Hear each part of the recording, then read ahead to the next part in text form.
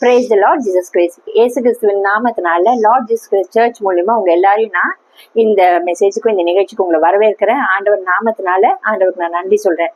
இன்னைக்கு நம்ம எல்லாரும் சேர்ந்து ஆண்டவரை உயர்த்த போறோம், உன்னதமான தேவனை துதிக்க போறோம், ஆராதிக்க போறோம், அவர் வார்த்தையை பெற்றுக்கொள்ள போறோம், அவருக்கு பிரியமா வாழ்க்கை வாழ நம்மள அர்ப்பணிக்க போறோம். வாங்க நம்ம அவரை உயர்த்துவோம். அப்பா தகப்பனே, உண்மை துதிக்கிறோம், ஸ்தோத்தரிக்கிறோம். ராஜா தேவாதி தேவனே நன்றி, கர்த்தாதி கர்த்தரே நன்றி, ராஜாதி ராஜாவே நன்றி, சேனைகளின் கர்த்தர் நீ பரிசுத்தர் பரிசுத்தர் பரிசுத்தரவா இருப்பதற்காக நன்றி ராஜா. ஒருவரும் சேரக்கூடாத ஒளியில் வாசம் செய்பவரே உண்மை உயர்த்துகிறோம், போற்றுகிறோம், வாழ்த்துகிறோம், வணங்குகிறோம் தகப்பனே. ஆண்டவரே, நீர் இல்லாமல் எங்களால் ஒன்றும் செய்ய இயலாத தகப்பனே. அனுதினமும் உங்களுடைய சுத்த கிருபையினாலே எங்களை ஆண்டவரே தாங்குகிறீரே, சுமக்குகிறீரே, ஏந்துகிறீரே, தப்புவிக்கிறீரே. நன்றி நன்றி நன்றி. தாயின் கருவில் உருவாகும் முன்னே பெயர் சொல்லி அழைத்த தேவன் அல்ல, நீர் பொய்யுரையாத தேவன் ஆண்டவரே. அனாதி சிநேகத்தால் சிநேகித்தேன், காருண்யத்தில் உன்னை எடுத்துக்கொண்டேன் என்று சொல்லுவரே. இந்த காலை வேளையிலும் ஆண்டவரே உடைய கிருபையினால் எங்கள் ஒவ்வொருத்தவரையும் மூடி மறைத்து பாதுகாத்துக் கொள்வீராக. உங்க கிருபையினால் எங்களை சந்திப்பீராக தகப்பனே. ஆண்டவரே உங்க கிருபையினால் உங்க கிருப கிருப கிருப எங்களை விட்டு விலகாதிருப்பதற்காக நன்றி ராஜா.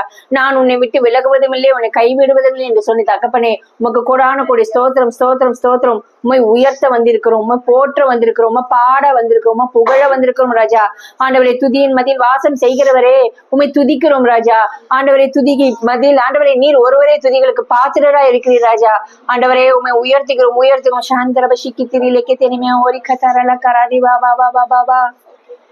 சிங்காசனத்தில் வீற்றிருக்கும் பரிசுத்தரே பரிசுத்தரே, சிங்காசனத்தில் வீற்றிருக்கும் பரிசுத்தரே பரிசுத்தரே.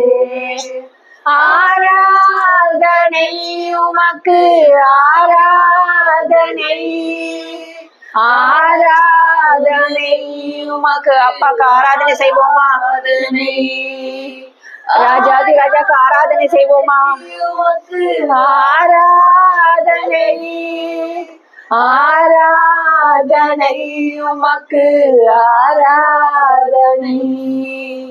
சேருபீன்கள் சேராபீன்கள் போற்றிடும் எங்கள் பரிசுத்தரே. நம்மோட கூட கேருபீன்களும் சேராபீன்களும் தேவனை போற்றுகிறது. இது எவ்வளவு பெரிய பாக்கியம், எவ்வளவு பெரிய ஸ்லாக்கியம் நமக்கு. போற்றிடும் எங்கள் பரிசுத்தரே, ஆராதனை உமக்கு ஆராதனை சுவாமி, ஆராதனை உமக்கு ஆராதனை அப்பா. ஆராதனை உமக்கு ஆராதனை ஆராதனை உமக்கு ஆராதனை.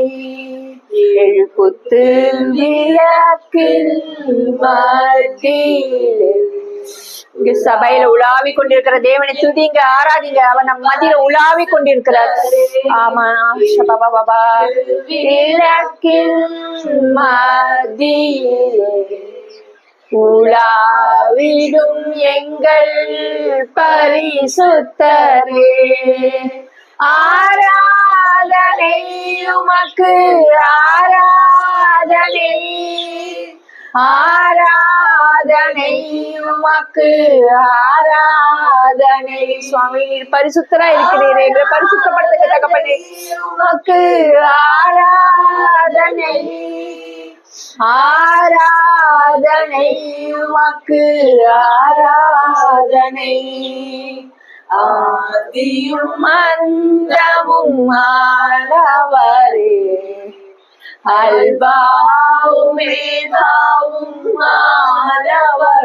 அவரே ஆதியா இருக்கிறார், அவரே அந்தமா இருக்கு, அவரே அல்பா உமயக்கமாவும் இருக்கிறார். அவர் தவிர வேற யாரும் இல்லை நமக்கு. அல்பா உமேகாவுமானவரே, ஆராதனை உமக்கு ஆராதனை ஆராதனை உமக்கு ஆராதனை ராஜா. ஆராதனை உமக்கு ஆராதனை உமக்கு ஆராதனை.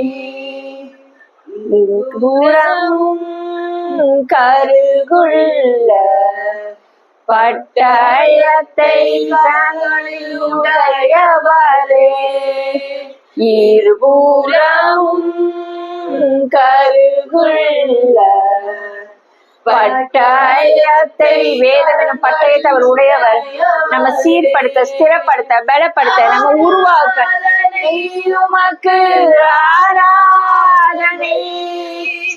ஆராதனை உமக்கு ஆராதனை. ஆராதனை உமக்கு ஆராதனை. ஆராதனை உமக்கு ஆராதனை. கண்களையும் வெண்கல பாதங்களை உடையவரே. அவர் கண்கள் அக்னி ஜுவாலையா இருக்குங்க. அந்த ஜுவாலையில நம்ம பாவங்கள் எல்லாம் சுத்தரிக்கப்பட்டு போவதாக. சந்தரல கரபரபர பாதங்களை உடையவரே, ஆராதனை உமக்கு ஆராதனை. ஆராதனை உமக்கு. கரங்களை உயர்த்தி ஆராதனை உமக்கு ஆராதனை. ஆராதனை உமக்கு ஆராதனை. மறுபடியும் சொல்வோமாக. ஆராதனை உமக்கு ஆராதனை. ஆராதனை உமக்கு ஆராதனை. சுத்தமும் சத்தியமும் தாவீதின் திறவுகோலையுடையவரே, பரிசுத்தமும் சத்தியமும் தாவீதின் திறவுகோலையுடையவரே, ஆராதனை உமக்கு ஆராதனை. ஆராதனை உமக்கு ஆராதனை. சுவாமி ஆராதனை உமக்கு ஆராதனை. ஆராதனை உமக்கு ஆராதனை. நம்ம நம்பிக்கை தேவன் ஒருவர் தாங்க. நம்ம நம்பிக்கை எல்லாம் அவர் மேல வைக்கரிச்சு அவர் பார்த்துக்கொள்வார். மனுஷங்கள் மேலேயோ, சூழ்நிலை மேலேயோ, பதவி மேலேயோ, பணத்தின் மேலேயோ நம்பிக்கை வைக்கரிச்சே நம்ம ஏமாந்து போவோம், தோற்று போவோம், ஆறுதல் இல்லாம தவிப்போம், அந்த இடத்துல வெக்கப்பட்டு போவோம். ஆனா நம்ம நம்பிக்கையை தேவன் மேல வைக்கரிச்சே என்ன நடக்குதுன்னு பார்ப்போம். உம்மை தான் நம்பி இருக்கும் ஏசப்பா, உம்மையன்றி யாரும் இல்லையப்பா, அற்புதம் செய்யுங்கப்பா எங்க வாழ்க்கையில. இந்த காலை வேலையில அற்புதத்துக்காக காத்திருக்கீங்களா? ஏதாவது செய்யுங்கப்பான்னு சொல்லுங்களா? இயேசுவை பார்த்து சொல்லுங்க, அற்புதம் செய்யுங்கப்பா எங்க வாழ்க்கையில, உம்மை தான் நம்பி இருக்கும் ஏசப்பா, நீங்கதான் ஏதாவது செய்யணும் என்று எதிர்பார்த்து காத்திருக்கிறோம். வேற யாருக்கிட்டையும் இல்லப்பா, மனுஷங்கிட்ட இல்லப்பா, பதவி கிட்ட இல்லப்பா, ஆண்டவரே சூழ்நிலை இல்லப்பா, நீங்க தான் ஏதாவது செய்யணும். உங்க தேவ ஜனங்கள் இந்த காலை வேளையில உண்மையே நோக்கி உண்மையே பார்த்து காத்திருக்கிறோம்லப்பா. நீ சொந்த வார்த்தைய பிடித்து கொண்டு, தேவஜனமே அவர் உங்களுக்கு வார்த்தையை சொல்லியிருக்காரு இல்லையா? அந்த வார்த்தையை பிடித்து கொண்டு அவரையே நம்பி இருங்க, அவரையே நம்பி இருங்க. அவர் போய் சொல்ல மனுஷன் இல்ல. நோக்கி இருக்கிறோம். மறுபடியும் நீ நோக்கி இருக்கிறோம். நீ சொன்ன வார்த்தைய பிடித்து கொண்டு, நீ சொன்ன வார்த்தைய பிடித்து கொண்டு தகப்பனே உன் முகத்தையே நோக்கி இருக்கிறோம். உங்க முகத்தையே நோக்கி இருக்கிறோம். அற்புதம் செய்யுங்கப்பா எங்க வாழ்க்கையில, உம்மை தான் நம்பி இருக்கிறோம் ஏசப்பா. இயேசுவே அற்புதம் செய்யுங்கப்பா எங்க வாழ்க்கையில, உம்மை தான் நம்பி இருக்கோம் ஏசப்பா. உம்மை தான் நம்பி இருக்கோம் ஏசப்பா. உம்மை அன்றி யாரும் இல்லையப்பா. நிந்தையும் அவமானமும் சகித்து கொண்டு உம் செட்டை நிழலில் வந்து தேவ ஜனமே, நிந்தையில இருக்கீங்களா, அவமானத்துல இருக்கீங்களா, அது எல்லாத்தையும் சுமந்துகிட்டு தேவனோட செட்டைய நிழல வந்து நில்லுங்க. அவரே உங்களை ஆற்றுவார், தேற்றுவார். நிழலில் வந்து நிற்கிறோம், நிச்சயமாய் செய்வீரன நம்பிக்கையில், நிச்சயமாய் செய்வீரன நம்பிக்கையில், உங்க கரத்தை நோக்கி இருக்கிறோம் ஏசப்பா. உங்க கரத்தை தான்ப்பா நோக்கி இருக்கும். நீங்க வாயினால சொன்னதை உங்க கரத்தினால செய்வீர், நிச்சயமா செய்வீர். உங்க கரத்தை நோக்கி இருக்கும்பா. செய்யுங்கப்பா எங்க வாழ்க்கையில, உம்மைத்தான் நம்பி இருக்கோம் ஏசப்பா.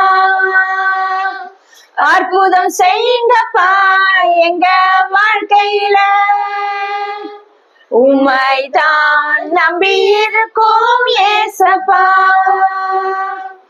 நீதான் நம்பி இருக்கோம் ஏசப்பா. உம்மை அன்றி யாரும் இல்லையப்பா. நிறைவான ஆவியானவரை பாடுவோமாக. ஆவியானவரோட கூட நடத்தல், ஆவியானவர் வழி நடத்தல், ஆவியானவரோட உறவாடி அவரோட வல்லமையில அவரோட சத்தத்தை கேட்டு கீழ்படியிருச்சு. நிச்சயமா தேவ சித்தத்தை நம்மளால செய்து முடிக்க ஆவியானவர் நமக்கு உதவி செய்வார். வாங்க. ஆவியானவரே நீர் வரும்போது குறைவுகள் மாறுமே, நிறைவான ஆவியானவரே நீர் வரும்போது குறைவுகள் மாறுமே. நீர் வந்தால் சூழ்நிலை மாறுமே. மனதால உணர்ந்து அவரை கூப்பிடுங்க. அவர் உங்களை நிரப்ப போதுமானவரா இருக்கிறோம். தேவையில்லை, உங்க வாஞ்ச மட்டும்தான்.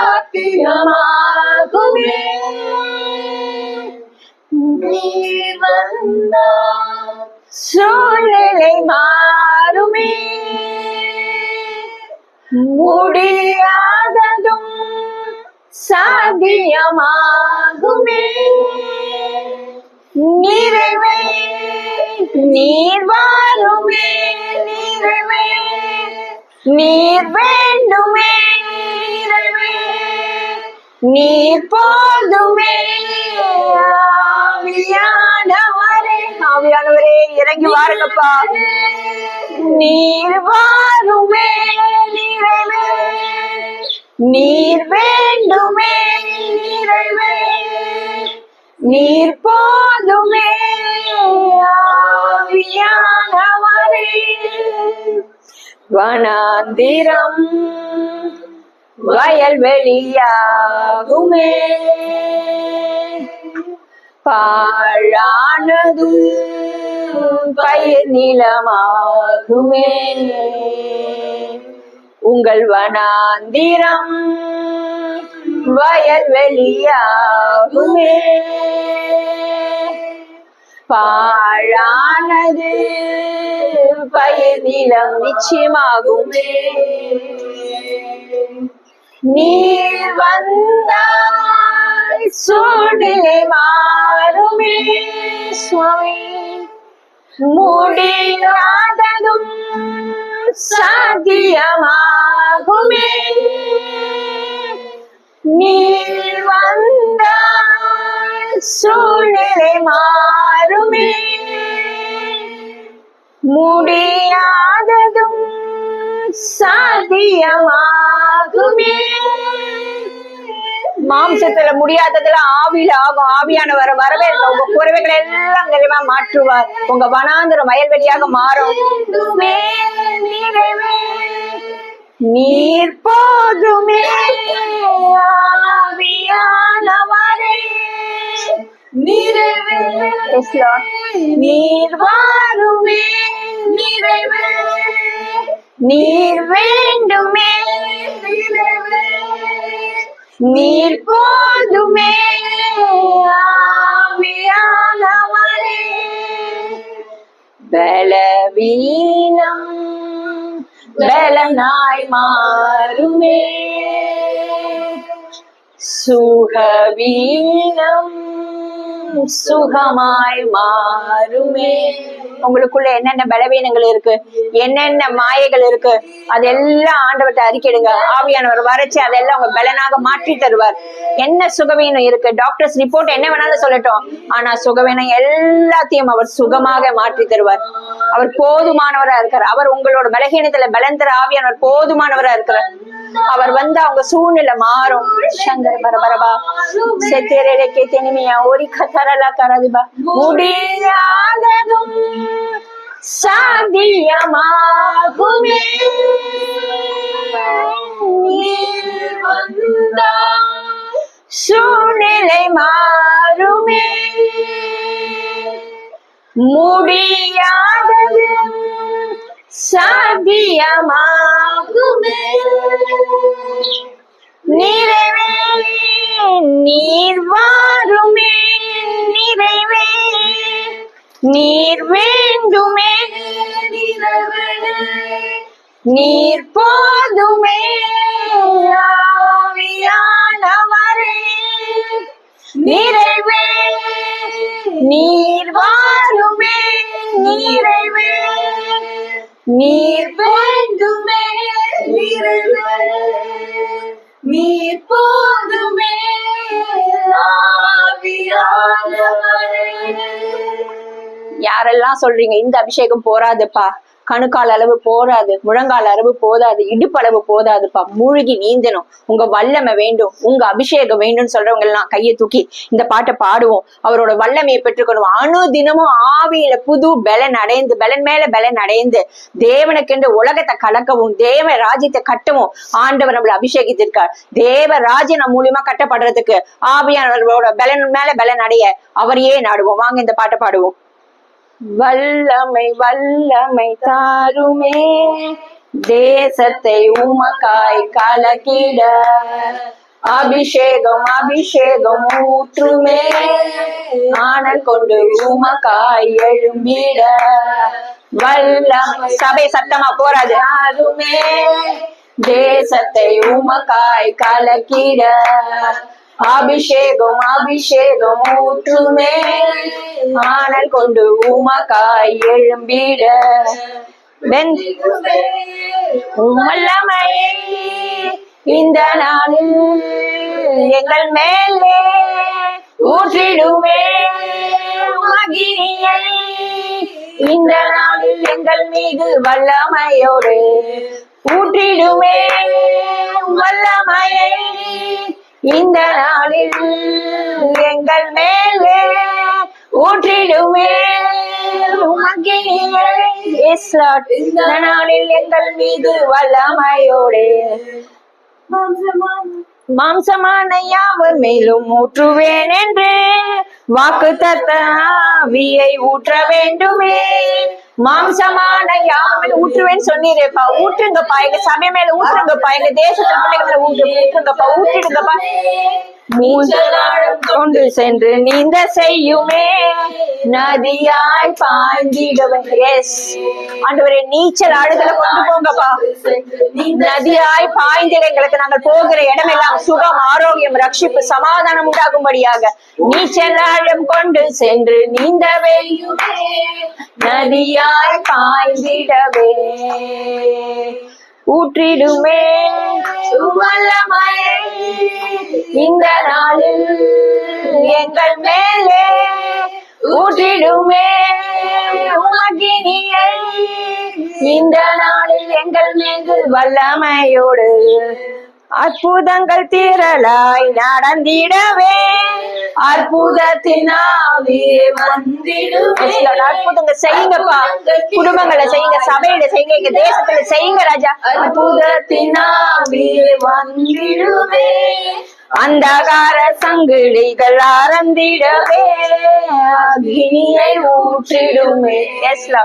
எல்லாவித அந்தகார சகினிகள், மாயங்கள், சாபங்கள், பாபங்கள், இச்சைகள் எல்லாம் அருந்திட அக்னியை ஊற்றிடுங்கப்பா. அந்தகார சங்கிலிகள் அறந்திடவே அக்னியை ஊற்றிடுமே ஊற்றிடுவே வல்லமை இந்த நாளில் எங்கள் மேலே ஊற்றிடுமே அக்கினியை இந்த நாளில் எங்கள் மீது வல்லமையோடு வல்லமை வல்லமை தாருமே. வேற எதுக்கும் இல்லப்பா, தேசத்தை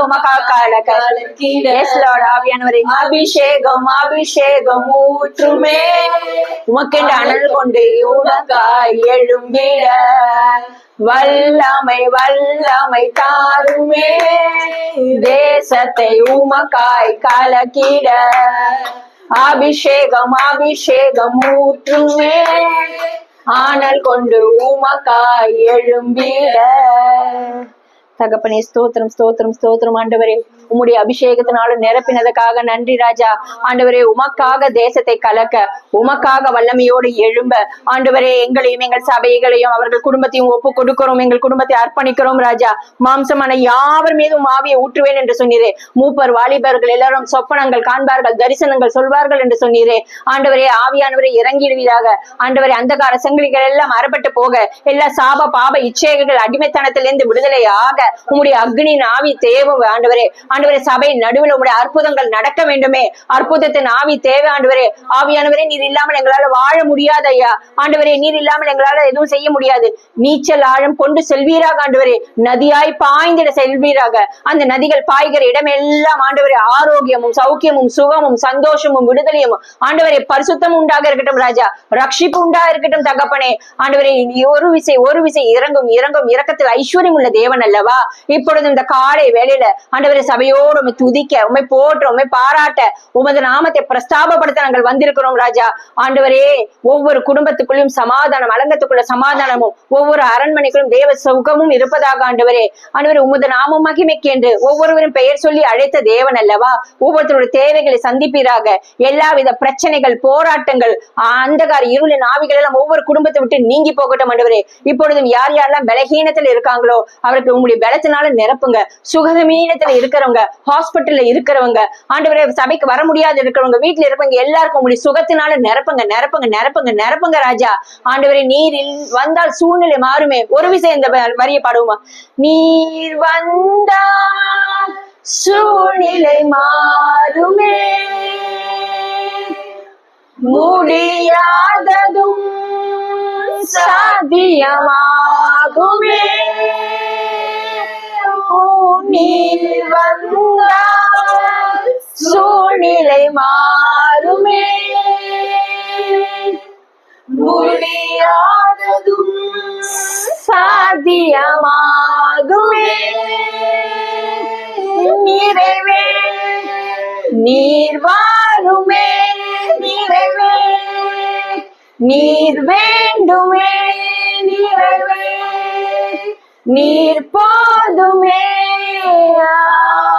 ஆவியானவரே நிறைவே நீர் வாருமே, நிறைவே நீர் வேண்டுமே, நிறைவே நீர் போதுமே. ஆவியானவரே. Yes, Lord. ஆண்டவரே நீர் வந்தா சூழ்நிலை மாறும்பா. ஒவ்வொருத்தரோட வீட்டுல, ஒவ்வொரு குடும்பத்துல, தனி நபர்கள்ல என்ன சூழ்நிலை இருக்குன்னு எங்களுக்கு தெரியாது ஆண்டவரே. ஆனா நீங்க ஜனமே, தேவ ஜனமே, சபையே ஆவியானவரோட வாஞ்சியோட தேடுங்க. ஆவியானவரே நீர் வேண்டும் சொல்லுங்க. நீர் வந்தா சூழ்நிலை மாறும்னு சொல்லுங்க. நீர் வேண்டும் கேளுங்க. நீர் வந்தால் சூழ்நிலை மாறும். நீர் வேண்டும், நீர் வர வேண்டும்னு கேளுங்க. உமதான் நம்பி இருக்கோன்னு சொல்லுங்க. அற்புதம் செய்யுங்கப்பான்னு சொல்லுங்க. நிச்சயமா ஆண்டவர் செய்வார். ஏன்னா மனிதர்கள் கைவிடலாம், சூழ்நிலை கைவிடலாம், நீங்க நம்பி இருக்கிற பணம் காசு கைவிடலாம், நீங்க நம்பி இருக்கிற பதவி கைவிடலாம். ஆனா கர்த்தராக இயேசு கிறிஸ்து ஒருவரே அவர் உங்களை விட்டு விலகவும் மாட்டார், கை விடவும் மாட்டார். அவர் பொய் சொல்ல மனுஷன் அல்ல, மனமாற மனுபுத்திரன் அல்ல. ஆவியானவர் தேடுங்க ஒத்தாசையோடு கூட. ஆண்டவருக்காக தேசத்தை கலக்க, ஆண்டவருக்காக வைராக்கியமாக எழும்ப.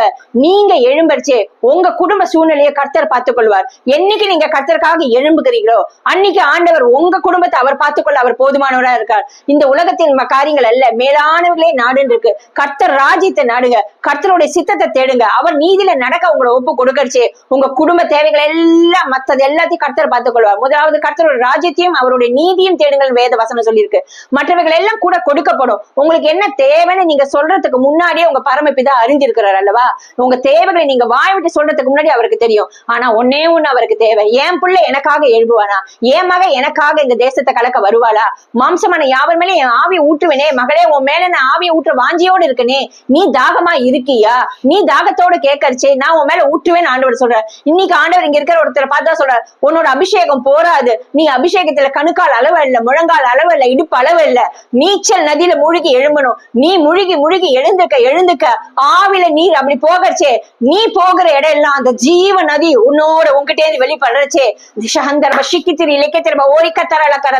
ஆண்டவர் இன்னைக்கு உங்களுக்கு நேரா பிரத்யட்சமா இந்த தீர்க்க தரிசனமா சொல்ற. நீங்க அப்படி நீச்சல் நதி முழுகி போகறச்சே எல்லாம் நீ கால் மிதிக்கிற தேசம் கர்த்தருக்கு சொந்தமாகும். நீ கால் மிதிக்கிற அந்த இடம் கர்த்தருக்கு சொந்தமாகும். நீ காண்கிற நபர் கர்த்தருக்கு சொந்தமாக. நீ போகிற இடத்துல அந்தகார இருள்கள் எல்லாம் அறுபட்டு போகும், செங்கலிகள் எல்லாம் அருந்து போகும். உனக்குள்ள இருக்கிற அக்னி அங்க போகறச்சே எல்லா இருளின் ஆவிகளும் பிசாசின் வல்லமைகளும் போராட்டங்களும் எல்லாம் தெரிபட்டு போகும் என்று இன்னைக்கு கர்த்தர் உன்னை குறித்து சொல்றார். சாந்திரபா சிக்கி திரிபா இந்த அபிஷேகம் போராது. முழுகி முழுகி ஏந்துக்கணும், முழுகணும், அனுதினமும் அபிஷேகத்தில் முழுகணும், அனுதினமும் அவரோட ஆவில நிரம்பணும்னு ஆண்டவர் சொல்றார். தகப்பனே உங்களுடைய ஆவில நிரம்பும்படியாக உங்களுடைய அபிஷேகத்தில் நாங்கள் நிரம்பி முழுகி எழுந்துக்கும் போது ஆண்டவரே அக்னியின் மதிலாக ஆண்டவரே எங்கள் மூலியமாக ஆண்டவரே அந்த நதி பாய்ந்து செல்லுகிற இடமெல்லாம் ஆரோக்கியமும் சௌக்கியமும் சமாதானமும் சந்தோஷமும் ரட்சிப்பு உண்டாகட்டும். இயேசுவின் நாமத்தினால ஜெபிக்கிறோம் பிதாவே, ஆமேன். உங்க எல்லோரையும் இந்த லார்ட் ஜீசஸ் கிரைஸ்ட் மினிஸ்ட்ரிஸ் சர்ச்சோட இந்த சர்வீஸ்ல, இந்த ஆராதனையில உங்க எல்லாரையும் வரவேற்கிறேன். எத்தனை பேர் இன்னைக்கு நடந்த வர்ஷிப்பால எத்தனை பேர் தொடப்பட்டீங்க, எத்தனை பேர் விடுதலை ஆகப்பட்டீங்க, எல்லாரும் சேர்ந்து ஒரு ஆமென் ஹல்லேலூயா சொல்லுவோமாக. ஸோ இப்போதும் நம்ம சபையோட அறிவிப்புகளை கவனிப்போம். நம்ம சர்ச்சோட சர்வீஸ் டைமிங்ஸ் பார்த்தீங்கன்னா எவ்ரி சண்டே மார்னிங் 9 o'clock யூடியூப்ல ஸ்ட்ரீம் ஆகும், ஆன்லைன் சர்வீஸா நடக்கும். அதே மாதிரி இந்த சர்ச்சோட என்னெல்லாம் அப்டேட்ஸ் உங்களுக்கு ஏதாவது வேணும் அப்படின்னா நீங்க சோஷியல் மீடியா டேக்ஸ்லாம் இருக்கு, அந்த சோஷியல் மீடியா நீங்க ஃபாலோ பண்ணலாம். இன்ஸ்டாகிராம், ஃபேஸ்புக் இதுல எல்லாமே இருக்கு. ஸோ அதுல நீங்க லார்ட் ஜீசஸ் கிரைஸ்ட் மினிஸ்ட்ரிஸ் அப்படின்னு சொல்லிட்டு சர்ச் பண்ணீங்கன்னா உங்களுக்கு அந்த பேஜ் கிடைக்கும். அந்த பேஜ் நீங்க ஃபாலோ பண்ணலாம்.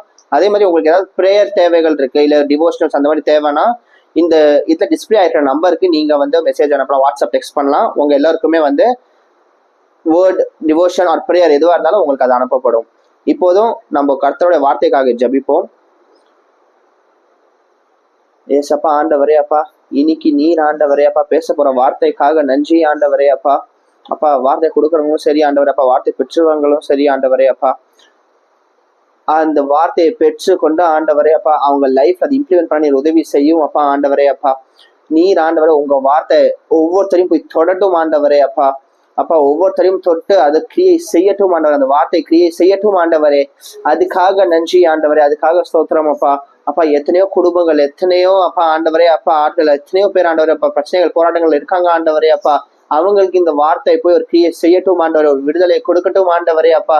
அவங்களுக்கு ஏற்கனவே இந்த வார்த்தை அப்பா நீர் ஆவியானவரே நீர் பேசுவீராக ஆண்டவரே அப்பா, ஒவ்வொருத்தருக்குள்ளயும் கிரியை செய்வீராக ஆண்டவரே. அதுக்காக நன்றி. ஒரு சிபி கியான் தலாரமா சேபே கியா தலாரமா. அப்பா எத்தனையோ பேர் ஆண்டவரே படிப்பு காரியங்கள் வேலை காரியங்களுக்கு நினைத்து கஷ்டப்பட்டு இருக்கலாம் ஆண்டவரே அப்பா. அவங்க எல்லாருக்கும் இப்ப வேலை காரியங்கள் ஆசீர்வதிப்பீர் ஆண்டவர், ஒரு விடுதலை கொடுப்பீர் ஆண்டவரே அப்பா. படிப்பு காரியங்களை ஆசீர்வதிப்பா, அதுல ஒரு விடுதலை கொடுப்பீர் ஆண்டவரே அப்பா. அப்பா எத்தனையோ பேர் ஸ்கூல் ஃபீஸ் காலேஜ் ஃபீஸ் கட்ட முடியாம கஷ்டப்பட்டு கொண்டு இருக்கலாம் ஆண்டவரே. இல்ல எத்தனையோ ஃபேமிலிஸ்க்கு ஃபினான்ஷியல் இஷ்யூஸ் இருக்கலாம் ஆண்டவரே அப்பா. அது எல்லா தேவைகளும் நீ சந்திக்கிற தேவன் அப்பா. You are the provider Lord ஆண்டவரே அப்பா. நீர் எல்லா தேவைகளும் சந்திக்கிற தேவன், அதுக்காக நன்றி அப்பா. நீர் ஆண்டவரே எல்லா தேவையும் சந்திப்பீர், அதுக்காக நன்றி ஆண்டவரே அப்பா.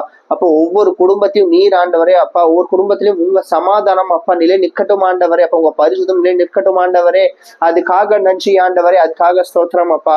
அதே மாதிரி ஆண்டவரே அப்பா, வர வார்த்தை ஆண்டவரே அப்பா ஒவ்வொருத்தரையும் நிரப்பி ஆண்டவரே அப்பா, ஆவில நிரப்பி ஆண்டவரே அப்பா, அந்த வார்த்தைக்கு இயேசு நீர் உதவி செய்யும் ஆண்டவரே. இயேசு நாமத்தை ஜெபிக்கிறோம் அப்பா, ஆமென். இப்போதும் நம்ம ஒன்றாக சேர்ந்து சபையின் அறிக்கையை சொல்லுவோம். என் கூட சேர்ந்து திருப்பி சொல்லுங்க. கர்த்தராக இயேசு கிறிஸ்துவே தேவன், அவரே இந்த சபையின் தலைவராக இருக்கிறார். அவருடைய சபையாக இருப்பதினால் நான் பரிசுத்தமான வாழ்க்கையை வாழவும் அதற்கு எல்லா முயற்சிகளையும் எடுத்து மேற்கொள்ளுவேன் மற்றும் பூமியில் அவருடைய நோக்கத்தை நிறைவேற்றும்படி செயல்படுவேன். கிறிஸ்துவால் அழைக்கப்பட்ட ஒரு ஊழியராக நான் அவருடைய ராஜ்யத்தை கட்டி எழுப்பவும் உலகெங்கிலும் உள்ள ஒவ்வொரு நபருக்கும் கர்த்தருடைய அன்பை காட்டவும் உழைப்பேன். நான் தேவனின் சித்தத்திற்கு ஒப்பு கொடுத்து இரவும் பகலும் அவருடைய வார்த்தையில் நிலை நிற்பேன். இயேசுவின் நாமத்தில் ஆமென். இப்போதும் நம்ம கர்த்தரோட வார்த்தைக்கு Praise the Lord Jesus Christ. இப்பொழுது நம்ம கர்த்தருடைய வார்த்தைக்கு நேரா போவோம். இன்னைக்கு ஆண்டவர் கொடுத்திருக்கிற தலைப்பு என்னன்னு பாத்தீங்கன்னா, why do we need Holy Spirit and who is Holy Spirit? அதுதான் நம்ம பார்க்க போறோம். ஆவியானவர் யார், அவர் நமக்கு எதுக்காக தேவைன்னு.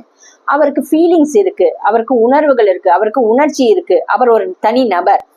என்னோட கூட எபேசியர் 4வது அதிகாரம் 30வது வசனம் எடுத்துக்கோங்க. அன்றையும் நீங்கள் மீட்கப்படும் நாளுக்கென்று முத்திரையாக பெற்ற தேவனுடைய பரிசுத்த ஆவியை துக்கப்படுத்தாதீர்கள். ஆமென். என்னாச்சு இதுல பாருங்க, நம்ம மீட்கப்பட்ட நாளுக்குன்னு பரிசுத்த ஆவியானவர் நம்மள முதிரையா அச்சாரமா நம்மள தேவனோட சித்தத்துக்கு, தேவ ராஜ்யத்துக்கு நம்மள அவர் முதிரை போட்டு அபிஷேகம் பண்ணி நம்மள அவரோட பிள்ளைகளாக ஏற்றுக்கொண்டிருக்காரு, அவரோட ராஜ்யத்தின் பிள்ளைகளா. ஆனா அப்படிப்பட்ட ஆவியானவரை நம்மளால துக்கப்படுத்த முடியும்னா என்ன அர்த்தம்? அவர் ஒரு பர்சன், அவர் ஒரு தனி நபர். அவர் வெறும் ஒரு ஆவியோ ஒரு ஸ்பிரிட்டோ கிடையாது. அவருக்கு ஃபீலிங்ஸ் இருக்கு. நம்மளால தேவனை ஆவியானவரை துக்கப்படுத்த முடியும்னு இருக்கு. என்னோட கூட ஏசாயா 63:10 எடுத்துக்கோங்க. அவர்களோ கலக்கம் பண்ணி அவருடைய பரிசுத்த ஆவியை விசனம் படுத்தினார்கள். அதனால் அவர் அவர்களுக்கு சத்ருவாய் மாறி அவரே அவர்களுக்கு விரோதமாய் யுத்தம் பண்ணினார். ஆமென். இந்த இடத்துல பாத்தீங்கன்னா ஜனங்கள் எத்தனை வாட்டி இது பண்ணாலும் இஸ்ரவேல் ஜனங்கள் கீழ்ப்படியாம வணங்கா கழுத்துடைய இருந்து என்ன பண்ணாங்க, ஆவியானவருக்கு விரோதமா கலகம் பண்ணி இது பண்றச்சே ஆவியானவர் அந்த இடத்துல விசனப்படுறாரு. விசனப்படுறதுன்னா என்ன அர்த்தம்னா வருத்தப்படுறது. ஒரு தாய் தகப்பன் பிள்ளைகள் சொல் பேச்சு கேட்கலங்கச்சு எவ்வளவு விசனப்படுவாங்களோ அதை விட அதிகமா ஆவியானவர் நமக்குள்ள இருந்து விசனப்படுவார். அவரே விரோதியா மாறி என்ன பண்ணாரு, அவங்களுக்கு எதிரிட்டார்னு அர்த்தம். சோ யாருக்குள்ள ஆவியானவர் இருக்காரோ நம்ம அவரை துக்கப்படுத்த அவரே நமக்கு விரோதமா மாறுறதுக்கு சான்ஸ் இருக்கு. அதனாலதான் ஆவியானவரை துக்கப்படுத்தாதீங்கன்னு சொல்றது. என்னோட கூட மத்தேயு 22:43 எடுத்துக்கோங்க. அவர் மனிதர்கள் மூலியமா பேச முடியும். சாரி, என்னோட கூட 2 சாமுவேல் 32:23-2. கர்த்தருடைய ஆவியானவர் என்னை கொண்டு பேசினார், அவருடைய வசனம் என்னுடைய நாவில் இருந்தது. ஆமீன். நம்ம என்ன பார்த்தோம்? ஆவியானவர் ஒரு தனி நபர். அவரை துக்கப்படுத்த முடியும், வேதனைப்படுத்த முடியும், அவரை சந்தோஷமும் படுத்த முடியும். அதே நேரத்துல அவர் மனிதர்கள் மூலியமா அவரால் பேச முடியுங்கிறது தான் இந்த 2 சாமுவேல் 23:2 பாக்குறோம். அவர் என் மூலியமா பேசினார் அந்த இடத்துல சொல்றத பாக்குறோம். மத்தேயு 22:43 எடுங்க. அதற்கு அவர் அப்படியானால் தாவீது பரிசுத்த ஆவியினாலே அவரை ஆண்டவர் என்று சொல்லி இருக்கிறது எப்படி? ஆமென். ஆண்டவர் தாவீது பரிசுத்தாவினால நிரம்பப்பட்டு இயேசு கிறிஸ்துவ ஆண்டவர்னு சொல்லியிருப்பாரு. பரிசுத்தாவியானவர் வரும்போதுதான் நமக்கு இயேசு கிறிஸ்துவ குறித்தும் தேவனை குறித்தும் தேவனோட ராஜ்யத்தை குறித்தும் தேவனுடைய சித்தத்தை குறித்தும் அவர் நமக்கு போதிக்கிறார், அறிவு கொடுக்கிறார். சோ அந்த இடத்துல பாத்தீங்கன்னா பழைய ஏற்பாட்டுல பரிசுத்தாவியானால மட்டும்தான் தாவீது இயேசு கிறிஸ்துவ ஆண்டவர்னு சொல்லி இருக்க முடியும்னு சொல்றாரு. அடுத்தது இப்ப நம்ம பார்க்க போறது how he acts as a person. இப்ப நம்ம அவர் ஒரு நபர்னு பார்த்துட்டோம். அந்த தனி நபர் அவர் எப்படி எல்லாம் நமக்குள்ள நம்ம மூலியமாக அவர் எப்படி கிரியை செய்யறாங்கிறத பார்க்க போறோம். என்னோட கூட அவர் இதுல பாக்கறச்சே நீங்க பாத்தீங்கன்னா இயேசு கிறிஸ்து ஞானஸ்நானம் எடுத்து வெளியேறச்சே பாத்தீங்கன்னாக்க ஒரு புறாவை போல ரூபம் கொண்டு ஆவியானவர் அவர் மீது இறங்கினான்னு இருக்கும். அவரை தன்னை வெளிப்படுத்திக்க முடியும். he can take. அதுக்காக புறா ஆவியானவர் கிடையாது, புறாவை போல ரூபம் கொண்டுன்னு இருக்கும். என்னோட கூட 1 கொரிந்தியர் 2:10 எடுத்துக்கோங்க.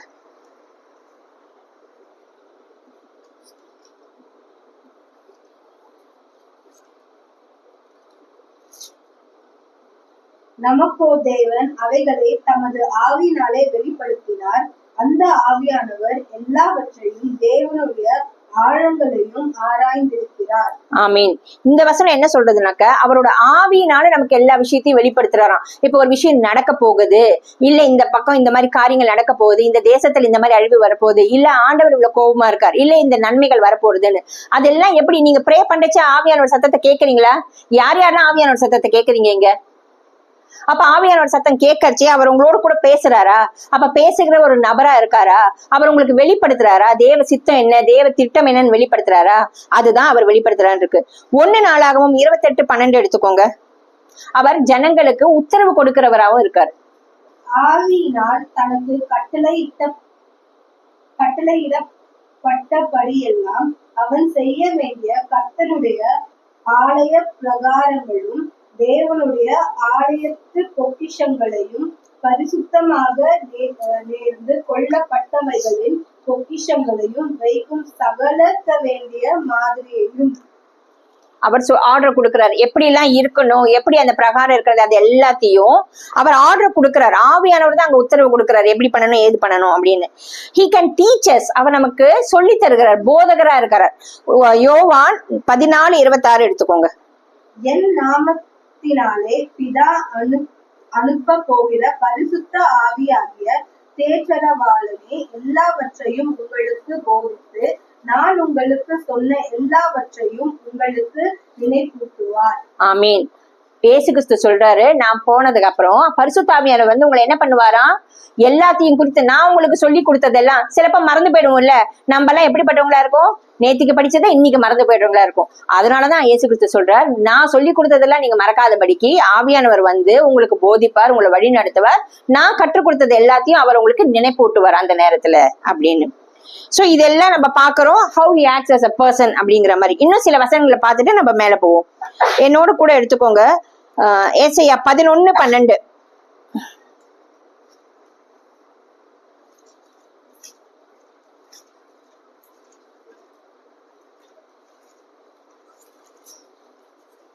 ஏசாயா 11:12. ஜாதிகளுக்கு ஒரு கொடியை ஏற்றி இஸ்ரவேலில் துரத்துண்டவர்களை சேர்த்து யூதாவில் சிதறடிக்கப்பட்டவர்களை பூமியில் 4 திசைகளிலுமிருந்து கூட்டுவார். ஆமீன். இது அவர் நமக்கு ஃபியர் ஆஃப் காட கொடுக்கறது, அதோட கூட நமக்கு நாலேஜையும் ஸ்ட்ரென்த்தையும் கொடுக்கறாரு. அதோட கூட என்னன்னாக்க feelings, guidance, he is guiding us. அவரின் விஸ்டம், ஞானத்தை குறித்து நம்மளுக்கு போதித்து எப்படி எல்லாம் அதுல பாத்தீங்கன்னா துரத்துவார். ஜனங்கள் பயப்படுவாங்க, கர்த்தர் குறித்து பயம் வரும். அந்த இடத்துல அவங்க தேவனை நம்பி இருக்கிற ஜனங்களுக்கு அவர் ஸ்ட்ரென்தன் பண்றாரு. இது மாத்திரம் இல்ல, ஸ்ட்ரென்தன் பண்றதோட மாத்திரம் இல்ல, ஃபியர் ஆஃப் காட் கொடுக்கறத மாத்திரம் இல்ல, தேவ ஞானத்தினால அவர் அந்த இடத்துல ஜனங்களை நிரப்புறத பாக்குறோம். இப்ப அவர் நம்மள திங்க் பண்ண வைப்பாராம். இப்ப நம்ம வெறும் ஒரு யோசிச்சு பாருங்களேன், நம்ம எதுவுமே யோசிக்காம உட்காந்துட்டு நம்ம ஒரு வேலையை செஞ்சாக்க அது எப்படி இருக்கும். ஆனா ஆவியானவர் என்ன பண்ணாரு, நம்மள யோசிக்க வைக்கிறாரு. அதே இதுல 14:26 எடுத்துக்கோங்க. ஏசாயா 14:26. 14:26. தேசம் அனைத்தின் மேலும் நிர்ணயிக்கப்பட்ட யோசனை இதுவே, சகல ஜாதிகளின் மேலும் நீட்டப்பட்டிருக்கிற கையும் இதுவே என்றார். தேசத்தின் மேலே தேசம் அனைத்தின் மேலும் நிர்ணயிக்கப்பட்ட யோசனை இதுவே, சகல ஜாதிகள் மேலும் நீட்டப்பட்டிருக்கிற கையும் இதுவே என்றார். இந்த இடத்துல யோசிக்க வைக்கிறாரு. இப்படிதான் ஆண்டவர் இருக்காரு, இப்படிதான் ஆண்டவர் செய்யறாரு. சோ நம்ம we has to think எப்படிப்பட்ட ஆண்டவர், எப்படிப்பட்ட தேவன் அவர் இருக்காரு, ஆவியானவர் என்ன செய்யறாருங்கிறது நம்மள யோசிக்க வைக்கிறாரு. அது மாத்திரம் இல்ல, he sanctifying us, ஏசாயா 4:3 நம்மள பரிசுத்தப்படுத்துறாரு.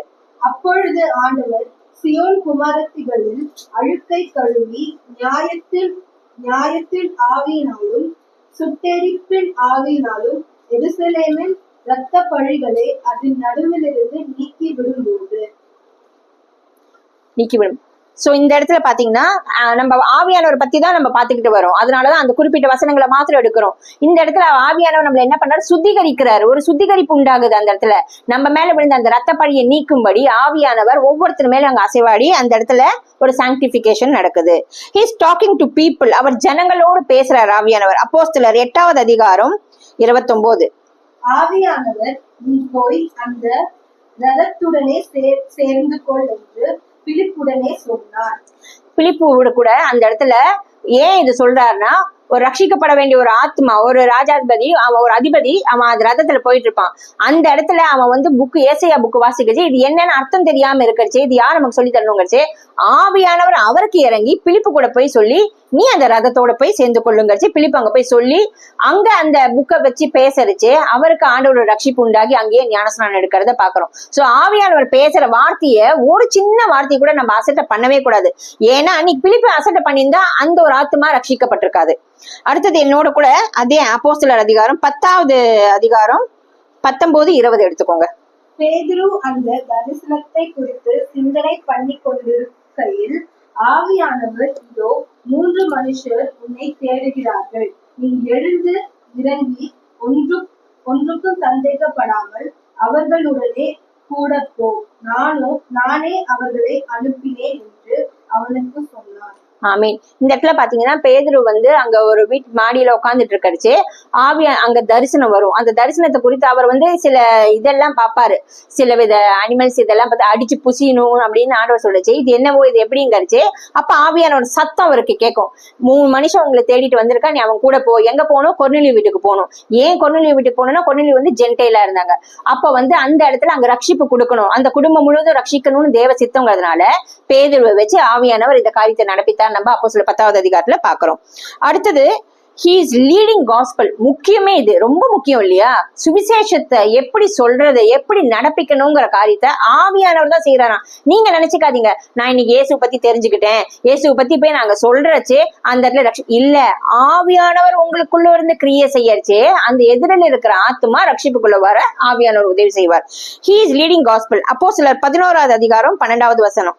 நான் ஒன்றுக்கும் சந்தேகப்படாமல் அவர்களோட கூட போகும்படி ஆவியானவர் எனக்கு கட்டளை இட்டார். சகோதரராகிய இந்த 6 பேரும்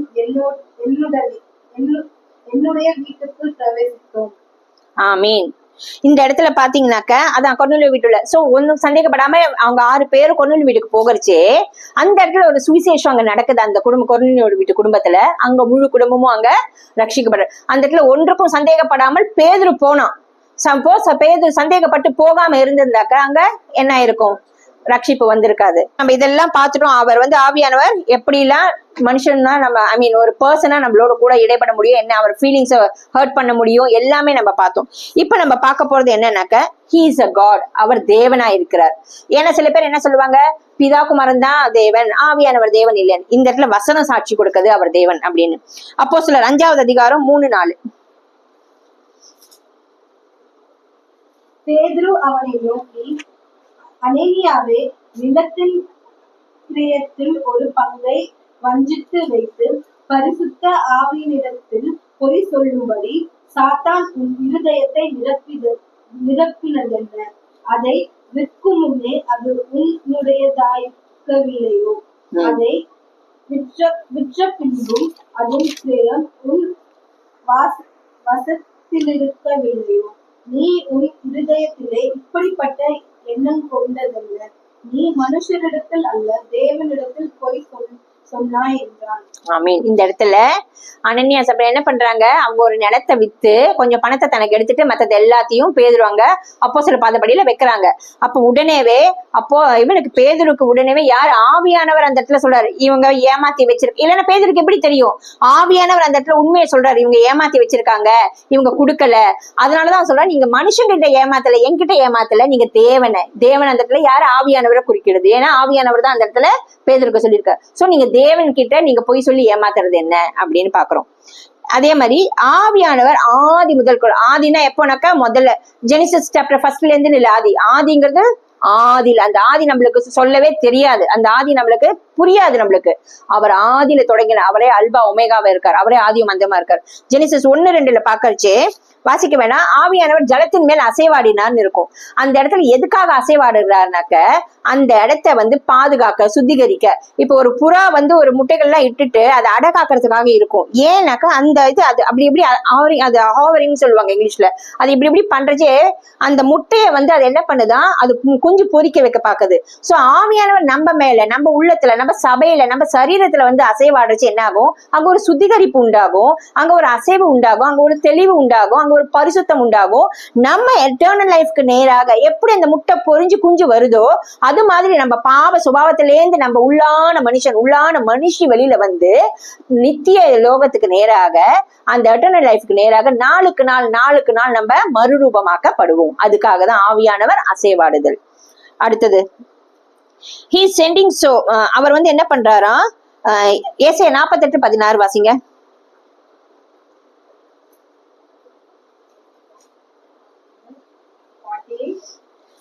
16 ஏசாயா 48:16.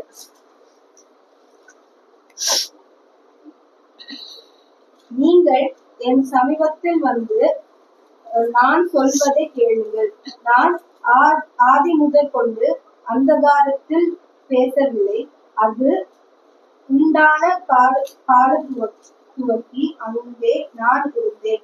இப்பொழுதோ கர்த்தராகிய ஆண்டவரும் அவருடைய ஆவியும் என்னை அனுப்புகிறார். ஆமீன். இந்த இடத்துல ஏசியா சொல்றாரு, அவர் என்ன இயேசு கிறிஸ்து சொல்றாரு, இப்பொழுது கர்த்தருடைய ஆவியானவரும் ஆண்டவரை என்ன அனுப்புறாரு, உண்டாகிறதுக்கு முன்னமே நான் இருந்தேன்னு சொல்றாரு. எப்படி? ஆதி முதற்கொண்டே இயேசு கிறிஸ்து, இது இயேசு கிறிஸ்து குறித்து சாட்சி சொல்ற இது. சோ ஆவியானவர் என்ன அனுப்புறாரு, பிதா என்ன அனுப்புறாரு. சோ இயேசு கிறிஸ்துவை இந்த பூமிக்கு யார் அனுப்பினது? பிதாவும் ஆவியானவரும். ஏன்னா இந்த பூமியில அவர் மனுஷனா பாடுற பாட்டுக்கெல்லாம் அந்த பலன் எல்லாம் தரதெல்லாம் ஆவியானவர் தான். சோ ஆவியானவர் இல்லாம இயேசு கிறிஸ்துக்கே ஆவியானவர் தேவைன்னா அப்ப நம்மளுக்கெல்லாம் எவ்வளவு அதிக நிச்சயமா தேவையில்லையா? என்னோட கூட மத்தேயு 28:19-20 எடுத்துக்கோங்க. ஞானஸ்நானத்தை பத்தி இது குறிக்குது. 19:20.